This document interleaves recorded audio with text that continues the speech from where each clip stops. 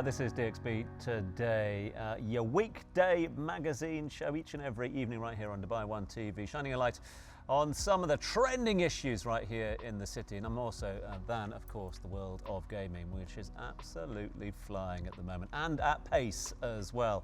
Don't believe me? Ask our next guest, who is a former software engineer who decided, well, that just wasn't enough, is now increasing the visibility of female players in the region. Please welcome to the show, Moki. Thanks so much indeed for being with us. Hi, thank you for having me. Kind of you to be with. I suppose this is a question you get asked a lot, but what was that eureka moment for you? Obviously, you know, gaming has been part of your life throughout. Yeah. Obviously, you've been involved in the tech sphere as a software engineer, but when you were sat at work one day coding and going through and doing the bits and pieces that you do, what was that eureka moment going, you know what, I can turn my passion into a profession? The thing is, like, I'm a very competitive person, right? So I got lucky because when the League of Legends tournament happened in Dubai for the first time, so that was like my starting moment. It was like in 2019.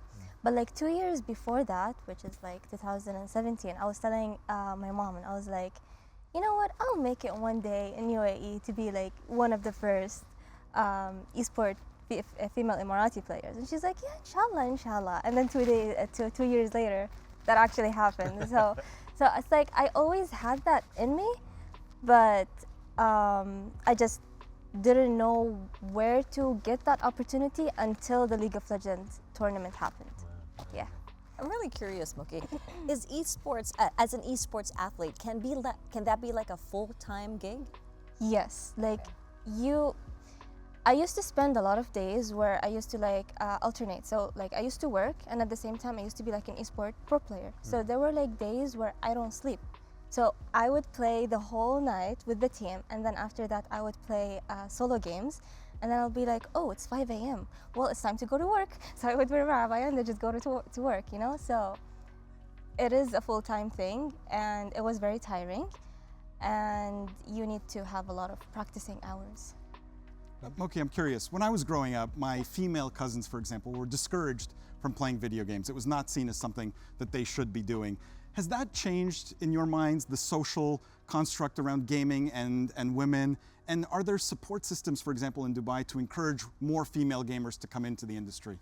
I got lucky because I grew up in a gaming family. So to them, it was like something normal, but like esport to them was like something new. It's like esport, like really you get paid for like playing an esport, you know? But in terms for the support in Dubai, I think we're still struggling in that aspect, especially in the female gaming scene compared to the male gaming scene, where like males get more opportunities. But for us females, because there's not a lot of players yet. I know there's a bunch of us out there, but like maybe some of them are like discouraged to get into the scene, or maybe like they hate the cameras, they hate the social media, they don't want to appear. So it's kind of clashing with our culture, tradition, and religion, and then your passion of gaming. So everything is just, it's a huge mess. And I'm curious as well, because I'm not only someone who loves gaming, but I actually studied coding and I did my own gaming back in university. But I went to the animation film side more so. How do you keep that passion going? Because obviously it's not an easy sport. It's not an easy thing to do while you're also balancing your work life and your passion life. So how do you do that one, and how do you inspire others? Because obviously you most likely have been getting a lot of DMs or people coming to you and saying, how can we start? So what do you advise for people who want to do that and to balance those two things? Well, I did leave my job after a while. So I worked for like 4.5 years, and then I decided to just pursue gaming as a full-time thing. The thing is, like, how to keep yourself motivated is after you see the effort that you put into something and you see the result, that thing keeps you motivated to like go to the next step. But like if you don't see the result, it's kind of challenging to keep yourself motivated. So here it's very important to have like supporting family, supporting friends, supporting community as well. So they go like, yeah, you can do it, keep going, it's okay, you know, after a while you'll get there, you know. So that really helped me a lot. In terms of how to start, like I feel like someone needs to know who to contact first, or like know which social media applications they should use in order for them to start.